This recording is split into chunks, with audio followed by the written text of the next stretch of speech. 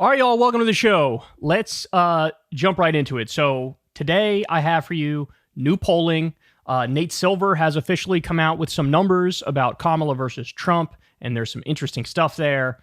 Then we'll get to Trump desperately trying to clean up the massive mess that was left by his VP pick, J.D. Vance. That's hilarious. Honestly, one of the most brutal political ads I've ever seen was dropped by a PAC supporting Kamala Harris. We'll talk about that. Biden's war on the Supreme Court. We'll talk about what sort of proposals they have to rein in the judicial extremists. And then later on, Charlie Kirk says Kamala wants to trans your kids. And there's a Republican running in Virginia who may be the most insane Republican in the country. He's going to fearmonger about witchcraft and say the craziest thing you've ever heard about healthcare. So just hang in there and wait for it. We got a lot of stuff to get to. Everybody do me a big favor. Please subscribe to the channel. That helps out big time. It costs you absolutely nothing. And of course, a massive thank you to everybody who supports this channel on Patreon. That link's below if you'd like to do that, or tips on YouTube with the thanks button. Remember, guys, I don't talk to any advertisers at all. I've made a point of that. So, we've tried to build this thing through $2 donations per month, $5 donations per month. And so we're very reliant on you guys, and I'm deeply, deeply appreciative for that. By the way, check out Crystal Kyle and Friends this week. We have Jill Stein coming on. I'm really excited for that. We're going to talk about her campaign, her policies. The other week, you should go check this out too. We had on Chase Oliver, who's the Libertarian candidate. So we're doing some really interesting and fun stuff. All right, let's go ahead and dive into it. So things are moving fast. So Nate Silver, in my opinion, the numbers he had on Biden versus Trump, I think he was the most accurate of all of the pollsters, right? He's no longer with 538. They're their own thing now. I think they were the most wrong. They had it at like 50-50 even when Biden's brain was leaking out of his ears. Real Clear Politics has their average that they do.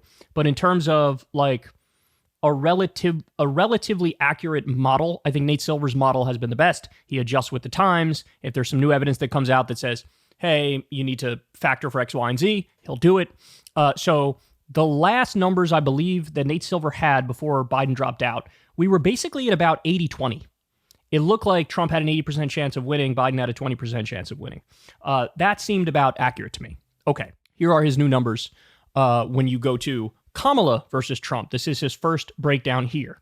So he has Trump at a 61% chance of winning and Kamala Harris at a 38% chance of winning. Interesting. The poly market odds, that's like the betting markets, they have Trump at 59% chance and Harris at 39%. So they're basically, right on board. You could see here the electoral college probability, 38.1% for Kamala, 61.3% for Trump. Popular vote, Kamala's the favorite to win the popular vote now at 53.5%. The predicted electoral votes, you can see here, Trump 280, Kamala 257. Predicted popular vote share, you got 47.7 for Kamala and 47.1 for Trump. And he has RFK all the way down at 4.0. Look, I have to say, I thought RFK would actually break double digits, assuming it was going to continue to be Biden versus Trump, right? But now that Biden dropped out, I think, it's unlikely that he reaches double digits. And then, of course, he's got ballot problems. I don't know how many states he's officially on the ballot and ultimately how many he's going to get on. That's certainly the case for Cornel West. I don't know how many ballots he's going to get on at all. Jill Stein, I think, is going to be on certainly over 40. Chase Oliver over 40, probably over 45. So, but guys, this is a very, very different race compared to what it was when it was Biden. I mean, Kamala basically doubled the likelihood she would win compared to Biden. It was 80-20, now it's 60-40. Now, having said all of this, I told you guys I'm at about like 50-50 now. If anything, I would have said like 55% chance Kamala wins. And in part, I'm basing that on the trajectory at the moment, right? And you could argue it's sort of like a honeymoon phase for Kamala, and we don't know how much longer that'll continue. I think that's a fair argument. But also, I would argue it should be a honeymoon phase for Trump because he just got shot at. And he also just did his RNC speech. He was supposed to get a big bump. He didn't. He got a bump in his personal favorability, about 7 points, but he didn't get a bump in new voters for him. So I think he's kind of tapped out. So now, having said that, these are Nate Silver's numbers. And then this poll, which I'm about to show you, dropped after Nate Silver's analysis. So that matters. Here we go. Look at this. New general election poll. This is in the swing states. You ready? Arizona, Kamala +2. Wait, right off the bat, I got to be honest with you guys, I had written off Arizona not only for Biden, but also for Kamala. We have Kamala +2 in Arizona. Georgia, dead tied. Michigan, Kamala +11. This is a state Biden was losing. All right, Nevada, Kamala +1. Wisconsin, Kamala +2. Pennsylvania, the only 2 swing states that Trump is outright winning in this new morning consult poll. Pennsylvania is Trump +4. North Carolina is Trump +2. Wait, North Carolina, just to be clear, North Carolina was not even in the conversation when Biden was the nominee. Biden was going to lose by 6 points in North Carolina. This one has Trump's lead all the way down to 2. North Carolina could be in play.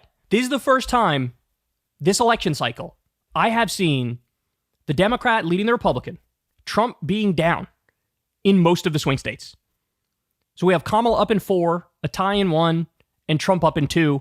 And of course, Trump's leads are relatively small in the states where he is up. Michigan, Kamala +11, that ain't close, right? That's outside the margin of error. This is a whole new race, bro. And in fact, I know that Nate Silver, he'll keep up with this and he'll change the numbers moving forward. My guess is his next forecast has it much closer to 50-50. And like I said, maybe even 55% Kamala Harris. And the other problem for Republicans, as you all know, is they haven't settled on a good line of attack against Kamala. They are flailing miserably and everybody can see it. So that does not look good for them, bro. It really does not look good for them. I find it funny, the people on the right who are insisting that all of this enthusiasm for Kamala is fake. It is not fake. Now, my guess is the enthusiasm is more tied to the fact that Biden is gone. So, in other words, Democrats feel like they have a chance, and that's giving them enthusiasm. Kamala did a rally the other night. Got to be honest with you. The vibe in that bitch was crazy. Crazy. Republicans were going after her because they had Megan Thee Stallion and Quavo. Megan Thee Stallion performed. Quavo, I think, spoke. By the way, isn't Quavo the rapper who's currently beefing with Chris Brown? And doesn't Quavo have gang ties too? So I don't know if it's the best idea to have them up there, but they're riding the vibes right now. Democrats are riding the vibes right now. And that rallies had more enthusiasm on the Democratic side than anything that I've seen since the fucking Bernie Sanders rallies, probably all the way back in 2016. Never mind 2020. So